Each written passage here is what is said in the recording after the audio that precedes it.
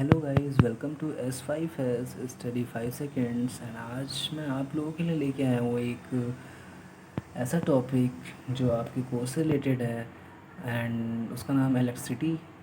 तो ये topic basically आपके क्लास 10th लेवल का है, CBSE बोर्ड से रिलेटेड। तो आज मैं इसी पे आप लोगों को समझाने वाला हूँ। तो जैसे कि आप लोग फिगर में देख सकते हो इधर कि मतलब यहाँ पे पूरा एक सर्किट बना हुआ है। तो इसी को मैं आज थोड़ा सा डिस्क्राइब करता हूँ आप लोगों के लिए। तो उससे पहले चलिए कुछ चीज़ें जान लेते हैं। तो इलेक्ट्रिसिटी में आपका आता है कि अगर इलेक्ट्रिसिटी है तो इलेक्ट्रिसिटी के लिए ज़रूरी है कि करंट होना चाहिए। एंड करंट के लिए ज़रूरी है, देखिए ऐसे समझिए कि अगर इलेक्ट्रिसिटी है तो इलेक्ट्रिसिटी कहाँ से आती है? करंट होगा कहीं पे, तभी तो आपकी इलेक्ट्रिसिटी आ रही है। और करंट आपका कहाँ से आता है? मूवमेंट ऑफ इलेक्ट्रॉन्स की वजह से होता है। मूवमेंट ऑफ इलेक्ट्रॉन्स या फिर चार्ज।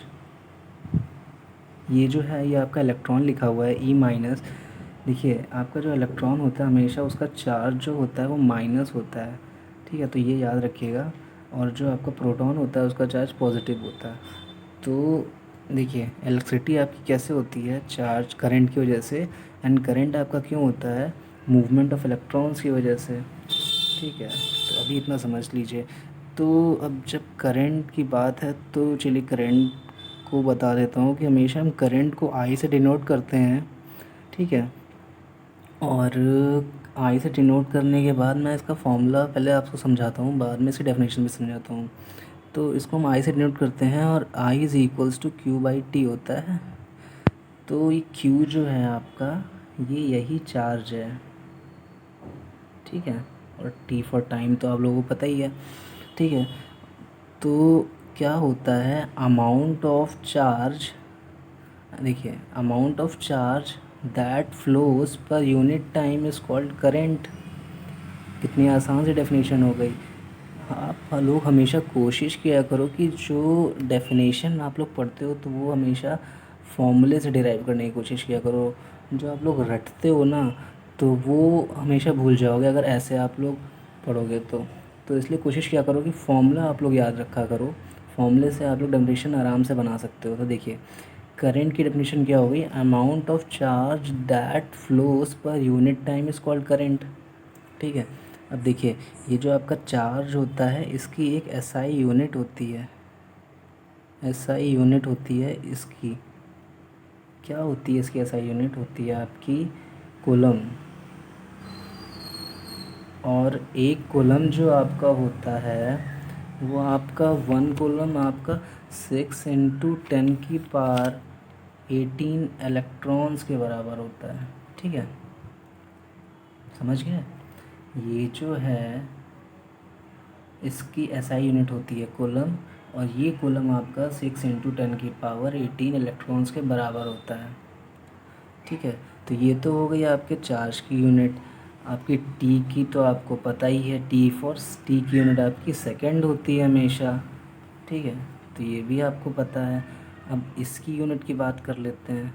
तो इसकी SI यूनिट या फिर इसकी यूनिट कह सकते हो आप, एम्पेयर होती है,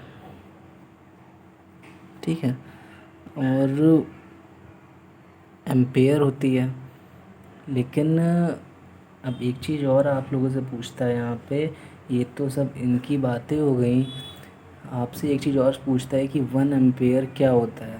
तो 1 एम्पेयर जाहिर सी बात है क्या होगा? वन, देखिए एम्पेयर जब आपकी इसकी यूनिट है तो 1 एम्पेयर का मतलब ये हो गया कि आपका 1 कूलम चार्ज कितने सेकंड में, 1 कूलम चार्ज यूनिट सेकंड में कितना फ़्लो करता है उतना हम उसे एम्पेयर कह देते हैं। या फिर ऐसे देख लीजिए 1 ampere is equals to 1 coulomb charge that flows per unit time in 1 second. ऐसे समझ लीजिए।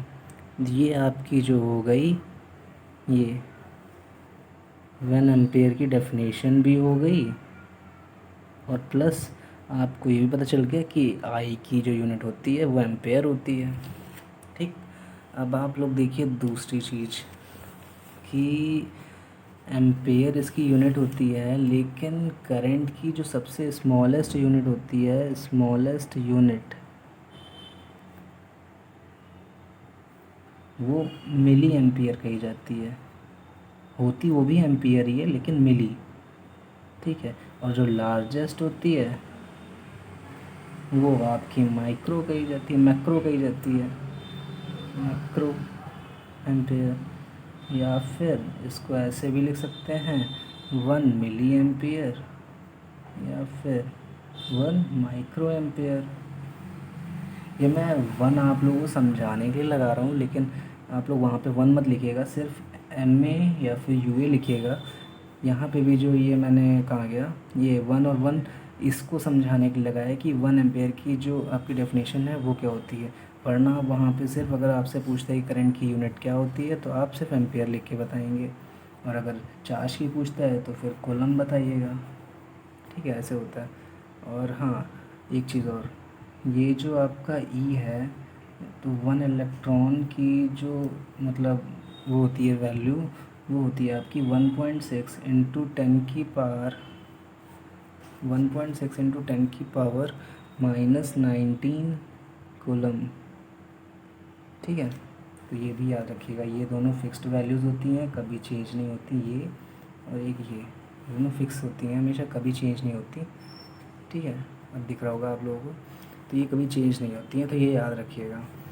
अब अगर आपकी, जाहिर सी बात है, अगर आपकी कोई चीज़ है तो उसके लिए उसका डॉक्टर कह सकते हो, या फिर जो जज करने के लिए होता है वो भी होता है। तो उस तरीके से आपके करंट को मेज़र करने के लिए एक डिवाइस होती है जिसे हम क्या कहते हैं, अमीटर कहते हैं। अब इस एमीटर का यूज़ ये होता है कि ये आपका करंट मेज़र करता है, यानी कि आई को मेज़र करता है कि कितना करंट फ्लो हो रहा है सर्किट में। इस सर्किट में, यहाँ पे जो सर्किट दिख रहा होगा आप लोगों को, इस सर्किट में कितना करंट फ्लो हो रहा है, ठीक है। तो ये उसको मेज़र करने के लिए यूज़ होता है। और हमेशा ये जो है, ये हमेशा आपका सीरीज़ में अरेंज होता है, सीरीज़ में।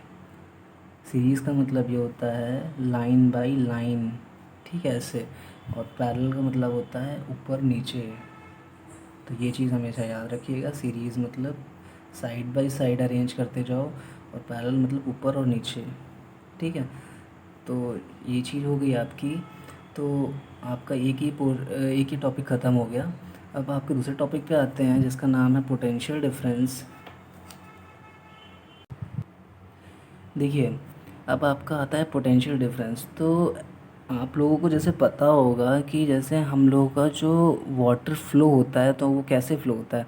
कभी आपने अभी स्ट्रेट स्ट्रेट वाटर फ्लो करते हुए देखा है? तो वो बहुत ही नेक्स्ट टू इम्पॉसिबल होता है कि शायद ऐसे फ़्लो हो पाए। तो हम लोग उसके लिए क्या करते हैं, जैसे ऐसे समझिए, ये एक पेन है, तो अगर आप कभी भी इसी तरीके से स्ट्रेट आप फ्लो करने की कोशिश करोगे तो नहीं होगा। लेकिन वही अगर ऐसे थोड़ा सा इस तरीके से कर दोगे तो ये आपका ऊपर वाला टॉप एंड जो है ये ऊंचे पे है, और ये जो बॉटम एंड है ये थोड़ा सा नीचे है। तो अब आप अगर यहाँ से पानी डालोगे तो बहुत ही आराम से नीचे आएगा। तो इसी वजह से हम लोग के घर में जो टैंक होते हैं तो वो हमेशा टॉप फ्लोर पे रखे जाते हैं, ताकि हम लोग के घर में जहाँ पे भी टैंक मतलब वाटर सप्लाई होती है तो बहुत आराम से पानी की सप्लाई हो पाती है। तो इसीलिए हमेशा दोनों जो कांटेक्ट मीडियम होते हैं ये वाले, इन दोनों को एक फ़िक्स्ड पोजीशंस चाहिए होती हैं। इसीलिए इसी तरीके से जो हमारे करंट फ्लो होता है सर्किट के अंदर, जो करंट फ्लो होता है उसमें जो वो करंट फ्लो होता है वो कैसे होता है, क्योंकि उसमें इलेक्ट्रॉन्स की मूवमेंट होती है। और उन इलेक्ट्रॉन्स की मूवमेंट के लिए देखिए, ऐसे समझिए कि ये पोटेंशियल डिफरेंस क्या होता है, जैसे हमारे ये दो एंड्स के बीच का बेसिकली डिफरेंस होता है। आपका ये एंड और ये एंड सर्किट में जो होता है, ऐसा एक एग्जांपल से मैंने आपको समझाया कि इन दोनों के बीच में हमेशा डिफरेंस होना चाहिए, तभी वाटर फ्लो होता है। उसी तरीके से इन दोनों के बीच में हमेशा डिफरेंस होना चाहिए, तभी करंट भी फ्लो होगा, वरना नहीं होगा। अब आपका जो करंट होता है आई, ठीक है, आई करंट होता है। लेकिन आप लोगों को पता है ना, ये करंट जो होता है इसके अंदर ये फ़्लो जो होता है या आपका करंट फ़्लो हो रहा होता है, ये किस वजह से होता है? क्योंकि इसके अंदर इलेक्ट्रॉन्स की मूवमेंट होती है, और जैसे जैसे इलेक्ट्रॉन्स मूव करेंगे वैसे वैसे आपका करंट फ़्लो होगा।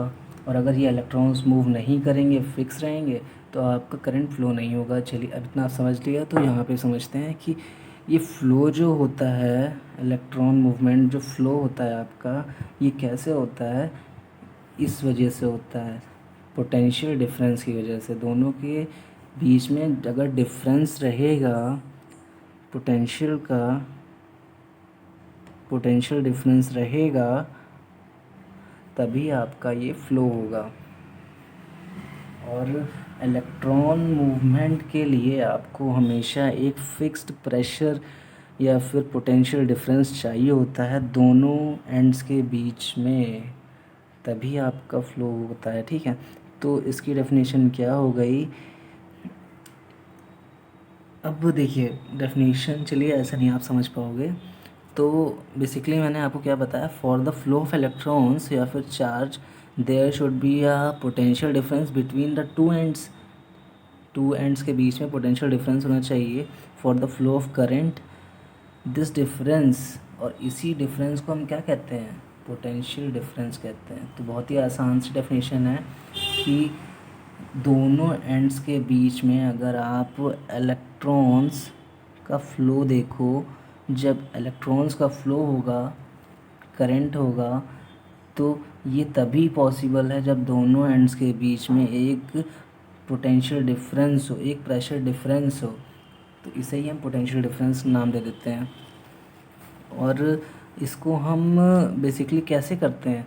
बैटरीज से डिफरेंस क्या होता है, एक तरीके से आप सोर्स बोल सकते हो।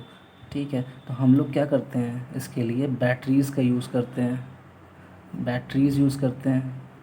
ठीक है, ये बैटरीज़ प्लस माइनस, ठीक है, इस तरीके से आपको मैं ये आगे समझाऊंगा। बैटरीज़ यूज़ करते हैं पोटेंशियल डिफरेंस के लिए, इलेक्ट्रिक हैं और इलेक्ट्रॉनिक बैटरीज़ हैं, ठीक है, सेल्स हैं, ये सब चीज़ें यूज़ करते हैं। तो और इसका पोटेंशियल डिफरेंस जो होता है हम लोग हमेशा वी से डिनोट करते हैं, ये भी याद रखिएगा आप, बहुत इम्पॉर्टेंट है। एक तरीके से हमेशा वी से डिनोट करते हैं हम। अब देखिए, potential difference comes in motion in circuit and current flows because of chemical energy stored in cells and batteries of electric cells। समझ में आया आप लोगों को? नहीं आया ना? तो इसका मतलब ये है कि पोटेंशियल डिफरेंस की वजह से ही, पोटेंशियल डिफरेंस की वजह से ही आपका इलेक्ट्रॉन मूवमेंट होता है, जिसकी वजह से करंट होता है। देखिए रिलेशन ऐसे है, पीडी पोटेंशियल डिफरेंस होगा तभी आपका इलेक्ट्रॉन मूवमेंट होगा, और अगर इलेक्ट्रॉन मूवमेंट होगा तो आपका करंट फ्लो होगा। करंट फ्लो होगा तो आपकी मतलब करंट फ्लो होने के बाद तो जाहिर सी बात है सर्किट कंप्लीट हो जाएगा और सर्किट स्टार्ट रहेगा। ठीक है, तो बस इतना ही समझना है। तो यही चीज़ है। और उसके बाद फिर से समझ लीजिए, पोटेंशियल डिफरेंस अगर आपका सही है तो आपका करंट फ्लो, मतलब इलेक्ट्रॉन्स फ्लो होंगे, इलेक्ट्रॉन्स फ्लो होगा तो करंट रहेगा, करंट फ्लो रहेगा, उससे आपका सर्किट कंप्लीट रहेगा या फिर सर्किट स्टार्ट रहेगा। अब देखिए पोटेंशियल डिफरेंस का मैंने आपको बताया कि इसका V होता है, तो V is equals to W by T, W by Q। W means क्या होता है, वर्क डन, पता होगा आपको, और Q मीन्स तो आपको पता ही है, चार्ज होता है। तो इसका मतलब क्या हो गया कि amount of work done in moving 1 unit charge.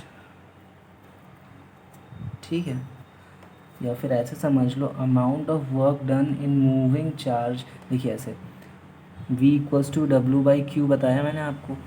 तो amount of work done in moving charge from one end to other end, यहाँ से आपका ये चार्ज मूव कर रहा है, ये E है, ये इधर से इधर की ओर जा रहा है।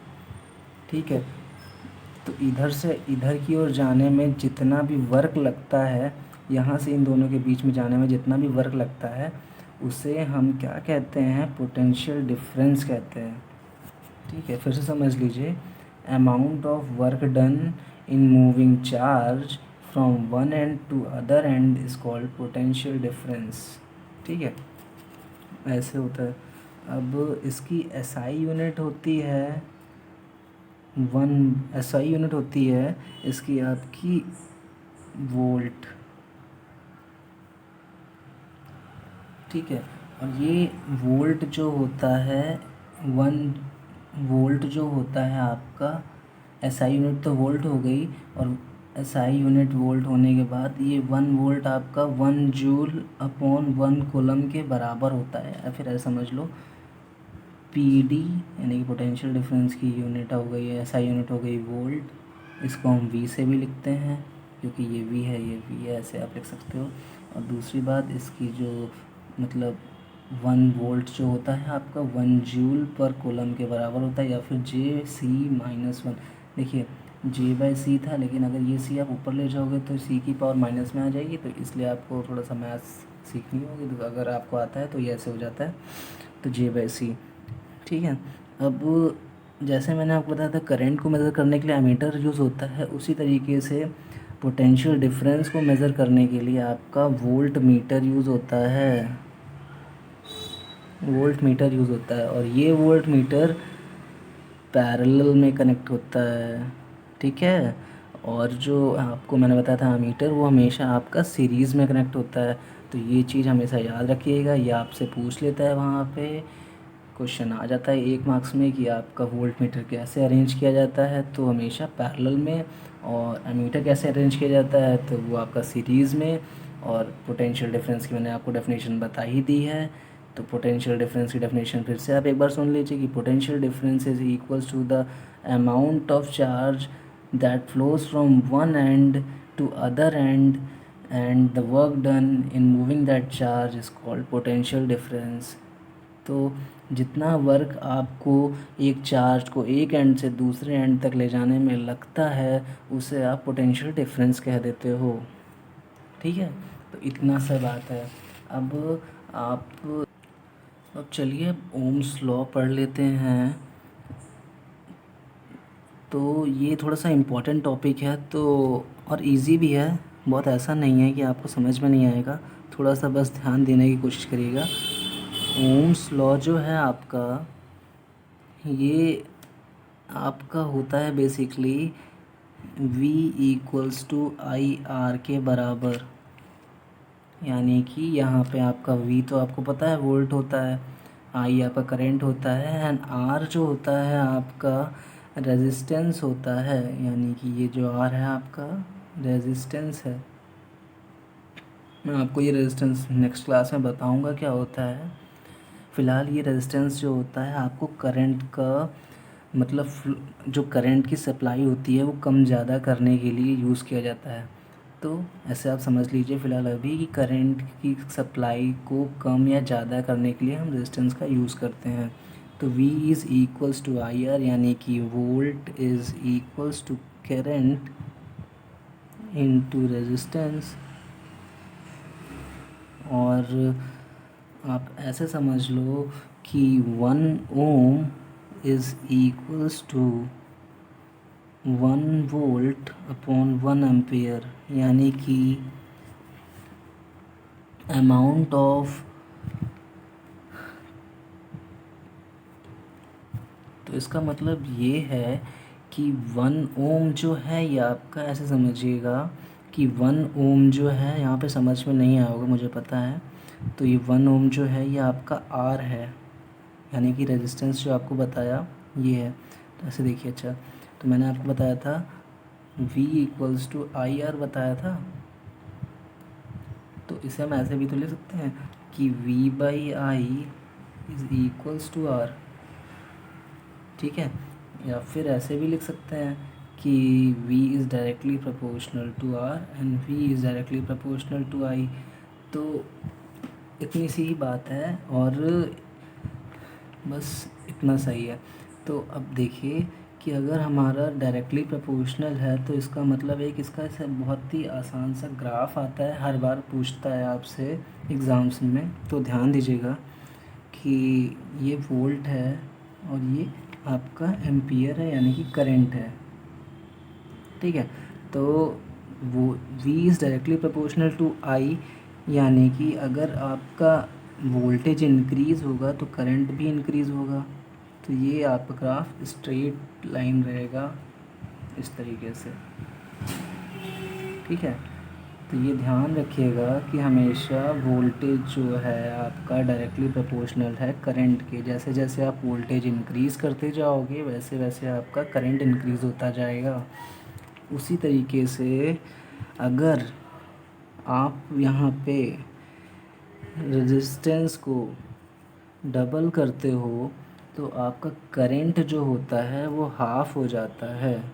कैसे हो जाता है देखिए, ये मैंने आपको बताया कि resistance is equals to V by I, और अगर आप रेजिस्टेंस को डबल कर दोगे, देखिए यहाँ पे रेजिस्टेंस और करंट के बीच में जो रिलेशन है, ऐसे समझिए, रेजिस्टेंस और करंट के बीच में जो रिलेशन है वो रिलेशन ये है कि R is inversely proportional to I।